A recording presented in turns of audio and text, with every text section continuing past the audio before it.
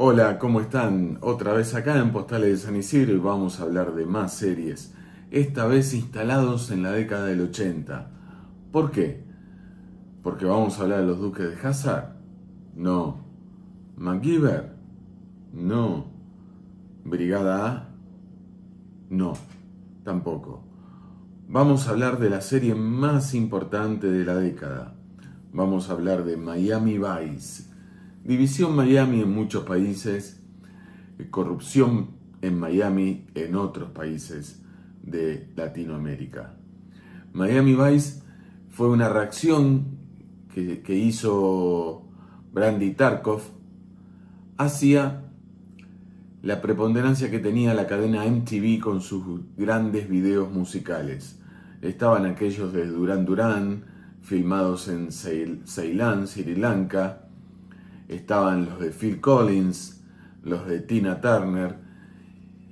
Y pensaron, ¿por qué no hacer una serie que incluya música, persecuciones? Y así fue que fue tomando forma, nació Miami Vice. Nadie iba a imaginar lo que sucedería después, que se convertiría en el gran éxito de la década. Nadie lo iba a imaginar. Pero así fue, así fue. Y hoy es el momento que te enteres de muchas cosas que seguramente no sabes y las vamos a compartir con vos. Vamos un poco desordenados, pero tirando data, que es lo que nos gusta, contar la historia detrás de cada serie. Porque hay toda una historia, no se llega de casualidad. No se llega de casualidad. Miami Vice debutó el 16 de septiembre de 1984 con un episodio piloto, un telefilm, que se convirtió en sinónimo de éxito, un tanto marginal, no de entrada, le costó, pero se impuso. Se impuso a fuerza de dos personajes, de Don Johnson y de Philip Michael Thomas. Cada episodio de Miami Vice tenía un costo de $1.300.000. Y era obviamente la serie más cara de la década. No había comparación con ninguna otra. Larry Wilcox, ¿lo recordás? John Baker, de la serie Chips, audicionó para el papel de Don Johnson, el de Sonny Crockett, pero no lo logró. La producción, ¿sabes a quién quería? A Nick Nolte en ese papel, pero se lo quedó finalmente Don Johnson, que fue a la audición con barba de 3-4 días, desaliñado, quería dar el aspecto de marginal. ¿Sabes cuál fue la primera canción que se escuchó en Miami Vice? Miss You, de los Rolling Stones. No la podemos pasar por el tema de los derechos, pero Miss You fue la primera canción que se escuchó. Michael Mann era el productor ejecutivo de la serie, un capo, un genio. Y se transformó en el gurú, de alguna manera, fue quien se encargó de delinear la estética de la serie, y en las primeras 2 temporadas se encargó de la elección de las locaciones hasta la cantidad de extras que debía tener cada episodio. Obviamente escribió un manual de uso y selló la suerte de 2 colores que no podían ser usados: el rojo y el marrón. Volaron de División Miami. Increíble, ¿no? Pero bueno, todos estos detalles son particulares que hacen a un éxito fenomenal como fue Miami Vice. Bueno, dijimos que Don Johnson hacía de Crockett, del detective Crockett. Bueno, Philip Michael Thomas hacía de Ricardo Tubbs, era la traducción. Ricardo Tubbs, que era un policía neoyorquino que viajaba a Miami a vengar la muerte de su hermano. Philip Michael Thomas usaba trajes muy ajustados a su cuerpo y se mostraba un tanto confiado en su papel. No era un buen actor, pero sí logró la química ideal con Don Johnson. Don Johnson, en cambio, fue el que impuso las sombreras, los sacos de lino, los pantalones de lino también, y las alpargatas.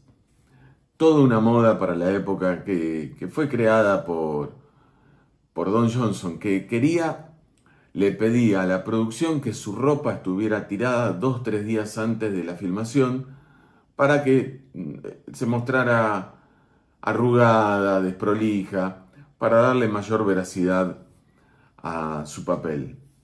Recordamos también que Don Johnson vivía en un velero, que tenía una mascota llamada Elvis. ¿Una mascota, un perro, un gato, una cacatúa? No, tenía un caimán. Nadie se le quería acercar, obviamente. El primer teniente de policía fue Gregory Sierra, que hacía del teniente Lou Rodríguez. Él estaba fastidiado con el tema de que no tenía letra, de que participaba poco en la serie, entonces decidió abandonarla. La producción pensó, bueno, a este lo sacamos del medio en el tercer episodio, o cuarto, pero que lo maten. Y lo mató un killer argentino. Todo en la ficción, obviamente, en la historia de la serie. Y ahí entró un actor que iba a revolucionar el avispero. Entró Edward James Olmos, un actor de carrera, que lo primero que dijo fue: yo quiero tener el total control sobre mi personaje. La oficina de el teniente Rodríguez estaba llena de papeles, su escritorio, afuera todo eso. La quiero minimalista, con poca luz. Y comenzaron los roces con Don Johnson, porque Edward James Olmos, como el teniente Castillo, no lo miraba a nadie, no miraba a sus ojos, no miraba a nadie, se mantenía pétreo y no quería interactuar con nadie. Eso le ganó la enemistad inmediata de Don Johnson, que era el rey de la serie. Había un elenco que los acompañaba, obviamente. Había 2 chicas, ¿no? ¿Las recuerdan? Sí, claro que sí. Sandra Santiago era una de ellas. Y Olivia Brown. Una era Gina Navarro Calabrese y Olivia Brown era Trudy Joplin. Y había un dúo que le hacía la contraparte a Crockett y Tubbs, que eran Michael Talbot y John Deel como Switek y Cito. Muy divertidos, muy divertidos. Cuando trabajaban de incógnito, James Crockett y Ricardo Tubbs tenían alias, que eran Sonny Burnett y Rico Cooper. Lo recuerdan ahora, ¿no? Sí, suena. Tras 2 temporadas, Michael Mann abandonó Miami Vice para meterse de lleno en su nuevo proyecto, que era Crime Story, Historia del Crimen. La de Ray Luca, también la conocen, la recuerdan. Bueno, fue de él también. Y entró en su lugar un joven, muy joven productor llamado Dick Wolf. Algo suena. Después fue un multicreador en la década del 90 y en los últimos 20 años. Quizá el más influyente de la televisión moderna. Miami Vice totalizó 5 temporadas, de 1984 a 1989, y una cantidad de 111 episodios, lo cual la convirtió en un ícono por generaciones.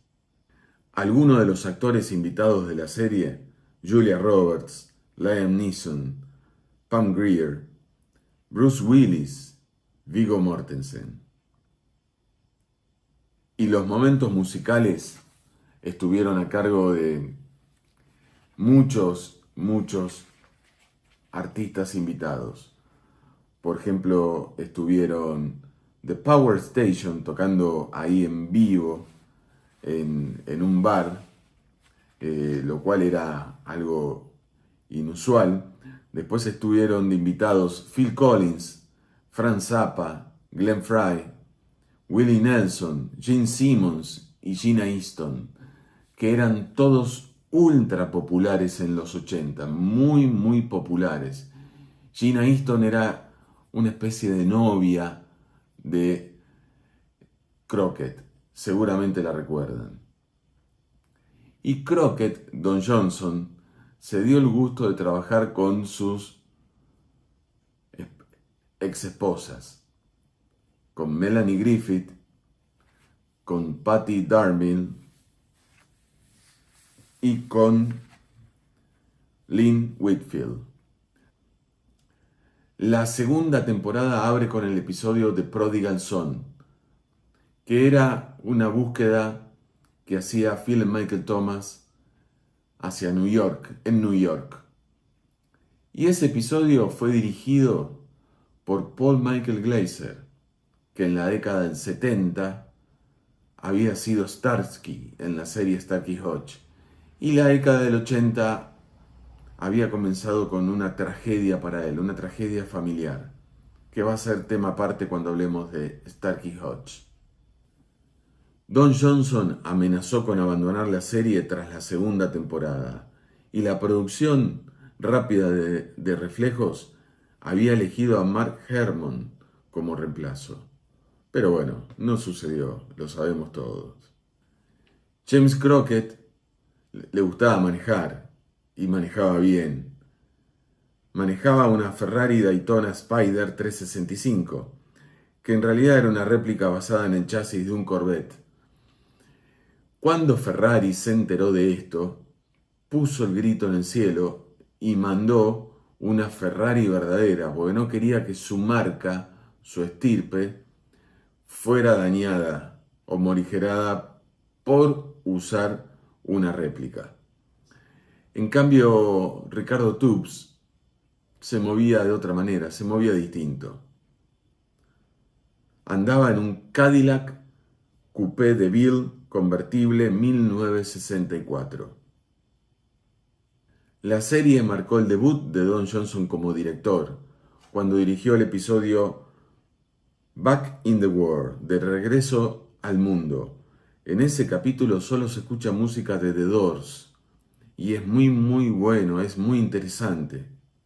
Vamos bien con los datos, un poco desordenados, pero vamos bien. Por ejemplo, te cuento que cuando las autoridades se enteraron que Miami había sido elegida para hacer una serie sobre lavado de dinero, contrabando, temas sociales, raciales, pusieron el grito en el cielo. Y cuando la serie llevó a Miami a la cúspide, agradecían. Estaban felices de tener a Miami Vice, porque en realidad los policías de ficción ganaban siempre. Entonces todos se encolumnaron detrás de la serie. Los números del rating a Miami Vice les fueron esquivos, muy malos, fueron malos. La serie impuso modas, impuso peinados, los Ray-Ban, la ropa de marca, Hugo Boss, Versace, todos estuvieron en Miami Vice, pero el rating fue malísimo, fue muy malo. En la primera temporada se ubicó en el puesto 31, en la segunda temporada alcanzó el top 10, fue novena, en la tercera temporada fue 27, en la cuarta 41 y en la quinta ocupó el puesto número 61. La música es un tema aparte. Hay un episodio, uno de los primeros episodios, que tiene una escena nocturna de Don Johnson surcando las calles de Miami con In the Air Tonight, la canción de Phil Collins. Una escena memorable. La música era un tema aparte. Era una serie dedicada a la música. Tiene varios momentos musicales, pero tiene dos momentos icónicos, como es cuando Don Johnson surca la ciudad de Miami de noche con la música de Phil Collins In the Air Tonight. Memorable. Fue elegida como el mejor momento musical de la serie, por parte de la producción, obviamente. Y otro gran momento es cuando un barco se aleja con la canción de What's Love Got to Do With It, cuando a Ricardo Tubbs le rompen el corazón. Es un momento particularmente lindísimo de la serie. En 1985, donde estaba el auge de la música, del Britpop, Duran Duran, Tears for Fears y otras bandas más, se decidió sacar el álbum original de la música de Miami Vice. Y de esta manera lograron un hito. La canción compuesta de apertura, compuesta por Jan Hammer, que vivía en República Checoslovaca, llegó al puesto número 1, consiguiendo lo que había conseguido 10 años antes SWAT, con su canción de apertura. Y se colocó primera, y fue un éxito, muy cortita, muy breve, pero sensacional. Y luego salió otro single, que fue You Belong to the City, de Glenn Frey. Esa canción llegó al puesto número 2. Jan Hammer trabajaba a contrarreloj porque Michael Mann no quería repetir la música incidental en cada episodio. Entonces tenía que componer música continuamente y viajaban las grabaciones ida y vuelta desde República Checoslovaca en ese momento, hasta Estados Unidos. Era increíble, ¿no?, lo que estaban haciendo. Increíble. Miami Vice, luego de llegar al pináculo de convertirse en una serie de culto, en una serie que aún hoy maravilla a quien la pueda ver, entró en un declive.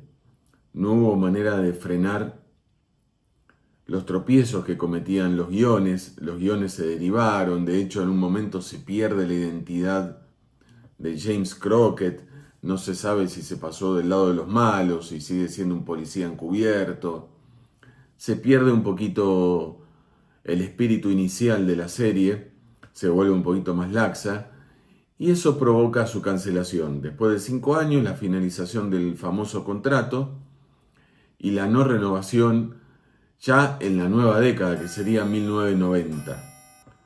Así, aquella serie que había sido inicialmente concebida como un largo videoclip musical, tenía ese concepto de competir directamente con la MTV, llegaba a su fin. Pero no así su recuerdo, ni sus datos, ni su historia, que hoy repasamos aquí, como hacemos con las series. Acá te contamos todo lo que sabemos sobre series. Vos nos podés pedir qué series querés que contemos la historia, porque podemos contar de todas, no hay ningún problema. Te tenés que hacer fan, darle me gusta, suscribirte al canal, que es gratuito, así estás enterado y te vas a poder mantener al tanto de las actualizaciones que estamos haciendo.